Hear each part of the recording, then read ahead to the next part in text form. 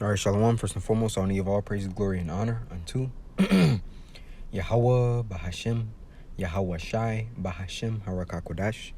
A double honors unto the apostles and elders of GMS Great Millstone, and a sincere shalom to Yakim bringing out this word in diligence and in truth. And as you see here, it says, world's first AI brain chip enables paralyzed Chinese man to walk again. And as you see right there, right on the brain, it says, what? AI, man, right? So we understand that Esau is ultimately he's moving heavy with this technocracy and, his bio or transhumanism, right? Which is basically the merging of man and machine, right? So it says the world's first AI brain chip enables paralyzed Chinese man to walk again. So ultimately what happens is a Yahweh Shema Shai severed the whatever connections to the brain that allows those neurons to move and those signals to move to the rest of the body. He severed it. All right, so Esau calls himself repairing it, but obviously you see it's not a full recovery, nor is it a full miracle, man, right? Because Esau doesn't work with full miracles or recovery, because he can't. He only has so much power, right? He's not divine and righteous as Yahweh Shai and the apostles were when they were doing healings in the name of Yahweh Shema Shai, man. Right? So I'm just show some pictures. And here it is, he puts his hands up, but without the contraptions and being hooked to all those mechanics, even with that chip within him, he's still lame. He's only able to move because he has all that stuff hooked up to him, man.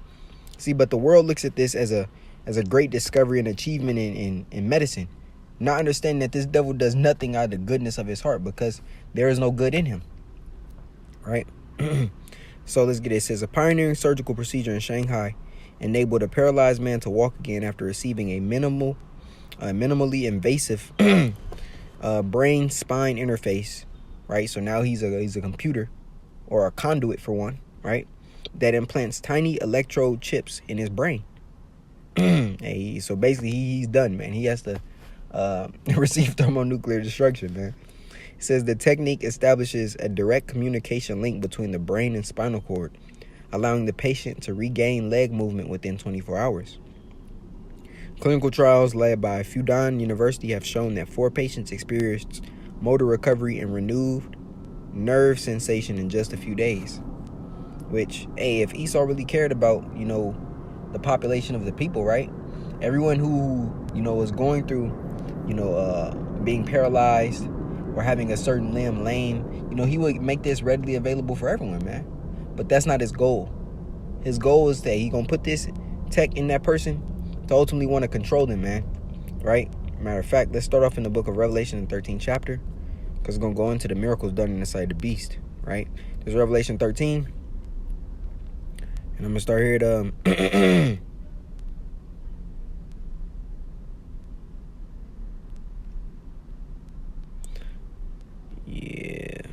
I'm starting at 13 and 12. And it reads, and he exerciseth all the power of the first beast that was before him, the Roman Empire, and caused the earth and them which dwell therein to worship the first beast whose deadly wound was healed. America's the rebirth of that Roman Empire, the technologically advanced Roman Empire, so to speak. And when we go into the book of Daniel, and it speaks about the toes, the iron mixed with miry clay, that's speaking of the revitalized Roman Empire, which is modern day America, or Babylon the Great, man, right? That deadly wound is healed, right? It says, and he doeth great wonders, so that he maketh fire to come down from heaven on the earth in the sight of men. He's done that through his his weather modifications, his HARP program, or it's like not HARP, what is it? The DO. I said HARP. DO, direct energy, which is on the left hand side, because Elijah, right, through the spirit and power of Yahweh Shema Shai, he rained fire, come down from calling upon the Lord in the heavens, man.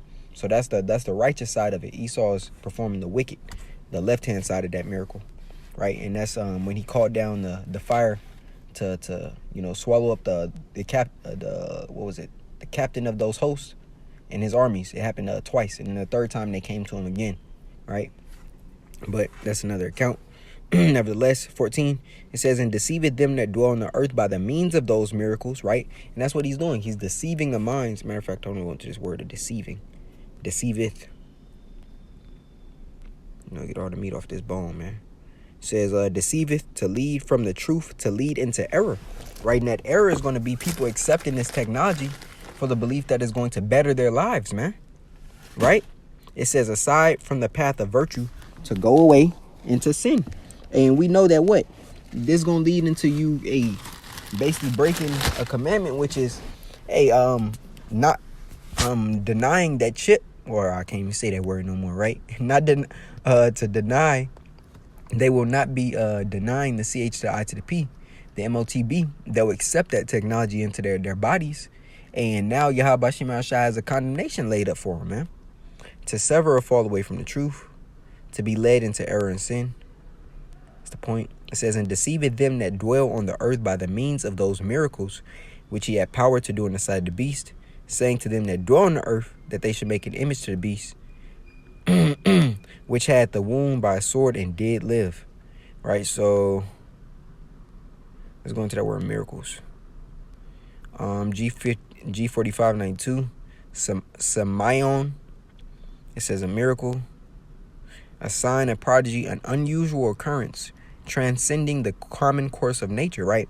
Because when a person, loses his ability to move, them getting that movement back is something that's an unusual occurrence, or transcends the common course of nature, right? For example, when you look at the animal world, a lizard losing its tail and growing back is something that's fantasized about with people, man.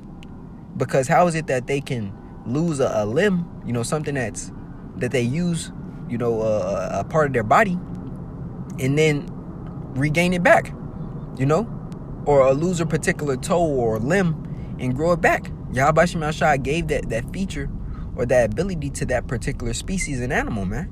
But a human, a person, we weren't given that function. That wasn't within us. So to give somebody back the ability, quote unquote, to walk, which it's not fully walking, it's not a full miracle, so it really doesn't count. But nevertheless, it's, as it says right here, a signs portending remarkable events soon to happen. Right? They give that patient, the narrative that they may not get all full movement back, but they will be able to walk again, right? Now on the right hand side, it says of miracles and wonders by which Yahweh, by Hashem Yahweh Shai, authenticates the men sent by him, or by the men which prove that the cause they are pleading is the Most High's. Right? When the apostles through the book of Acts were healing in the name of Yahweh Shema Shai, I believe it was a woman by the name of Tabitha in the book of Acts, man, that was actually dead. Right?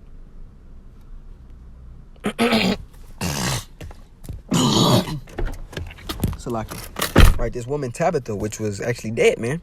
Let's get into the account. This Acts 9. And I'm gonna start here at 35. And it reads, shooting, we can go before that. This is another miracle.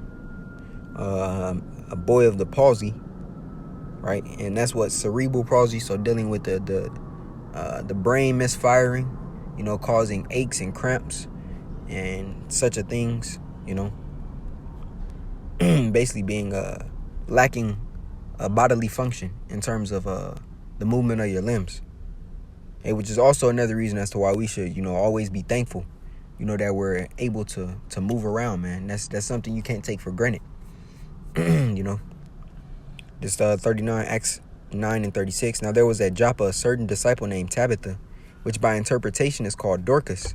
This woman was full of good works and alms deeds which she did. And it came to pass in those days that she was sick and died, whom when they had washed, they laid her in an upper chamber. And for as much as Lydia was nigh to Joppa, and the disciples had heard that Peter was there, they sent unto him 2 men, desiring him that he would not delay to come to them. Then Peter arose and went with them, and when he was come, they brought him up into the upper chamber, and all the widows stood by him weeping and showing the coats and garments which Dorcas had made while she was with them. But Peter put them all forth and kneeled down and prayed, and turning him to the body said, Tabitha, arise.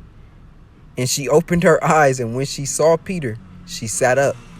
And he gave her his hand and lifted her up, And when he had called the saints and widows, presented her alive, man. So through the spirit and power of Yahweh Shai, man, a life was brought back into this woman from a miracle, man.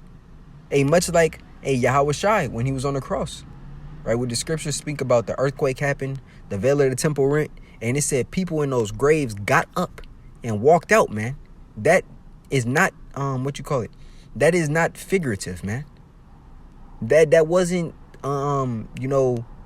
figurative. That wasn't something of imagination or false. That was real. The scriptures say that the people that walked out of them graves they went and walked into the town, and people seen them, man. That was literal. That's the power of Yahweh Shai, man. That where the dead can be awoken. Here it is, talking about, getting your movement back through a brain chip, and these people still cripple, man. They still cripple. Without being hooked up to that electric machine, they're still in the first state that they were in, man. So what kind of miracle is that, man? And this devil is the same one that wants exaltation and to be prideful. Man, through the spirit and power of Yahweh Shai, men rose again. Yahweh Shai rose again, man.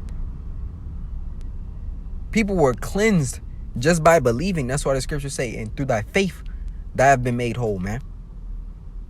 But here it is, this nigga, he want credit, man. Get out of here. It says, and he gave her his hand and lifted her up, and when he had called the saints and widows, presented her alive. And it was known throughout all Joppa, and many believed in the Lord. And it came to pass that he tarried many days in Joppa with one Simon, a tanner. Now, to go back here, to get to the point, right? That's Revelation 13 and 14. This is 15. It says, and he had power to give life unto the image of the beast, that the image of the beast should both speak and cause as many as would not worship the image of the beast should be killed. And I'm going to get into that, into the CH to the I to the P. But the point was deceiving them that dwell on the earth by the means of those miracles, which he had power to do in the sight of the beast, saying to them that dwell on the earth that they should make an image to the beast, which had a wound by a sword and did live. Through E's technology, he is a wise man, man. Yahweh Shai did give him, a certain knowledge and understanding of things, for him to rule this world, because he currently has possession of this eon, this age, man. But it's on the left hand, regardless, right? So, as you see here, it says, paralyzed man to walk again after receiving minimally invasive brain spine interface that implants tiny electrode chips in his brain. Now, he is going to use this, soon as a way to persuade the masses of receiving supernatural abilities, because it's soldiers that have these things, and they've gained those quote-unquote abilities through his technology. But in you believing in it and accepting it, there's a condemnation for it, man. Right? So this is Revelation 13 and 16, because he is going to market this in a way in which it's appealing to the masses, and that's how it's going to be at first. And then he's going to make it mandatory. Hence the draconian in which the scriptures speak about, man. Right? It's going to be a real heavy, as the scriptures say, an insurrection upon those that fear the Lord, man. He's going to come down upon the servants and the people of the world that don't accept or believe in his witchcraft, man, and the MOTB. Right? It says, and he causeth all, both small and great, rich and poor, free and bond, and that's everybody, to receive a mark, that's a physical mark, man, in their right hand or in their foreheads, and that no man might buy or sell save he that hath the mark or the name of the beast or the number of his name. Here is wisdom, and I'm going to break it all down. I'm going to read 18, then I'll jump back up. Here is wisdom. Let him that hath understanding count the number of the beast, for it is the number of a man. His number is 666. So, right, this word mark here goes into the word charagma, right? So let's just grab it. This is the word charagma for mark. Right, G5480. And it reads what? Of the mark stamped on the forehead or the right hand, a physical mark, right? As the badge of the followers of the anti-anointed, a stamp or imprinted mark showing you that it's physical, right? It says a mark branded upon horses, which is going to be branded upon people, right? And within this mark, you're going to have your bank account information. Basically, everything you have a paper transcript or identification for is going to be set within this MOTB, man. Hence the word graphos, which is the third root word of this word charagma, right? It says thing, carved, sculpture, graven, which, right, is going to be carved into your skin by the tool of this first root word, which is karax, which is a pale stake palisade, right, which is the tool that's going to be used to bring forth this instrument, or bring forth this mark, which is your modern day syringe, man, right? That's how they're going to administer it. Now, to get to the point of that information stored within this device is the second root word. I should say, I said third, but I meant second, which is graphos, right? It says, here we go. It says to write with reference to the form of letters, to delineate letters on a tablet, parchment, or other material, to write with reference to the contents of the writing, write characters, because that's going to be the information stored within that device. Hence, where the buying and selling comes from, as the scripture says here in the 17th verse, and that no man might buy or sell, save he that hath the mark, or the name of the beast, or the number of his name. Esau wants to see all transactions done through this technology, right? He's going to collapse the economy to bring forth a technocracy, right? So a new economy in which, all currencies will be of the same value. Hence the CBDC, right? Central banking digital. I forgot what the last one is, but central banking digital. Basically, I don't want to say community, but that's what it is, man. Central banking currency, man. Essentially, right? It says, here is wisdom. Let him that hath understanding count the number of the beast. For it is the number of a man, and his number is 600, 6. And that goes into chi-sci stigma, right? When you go into this word stigma,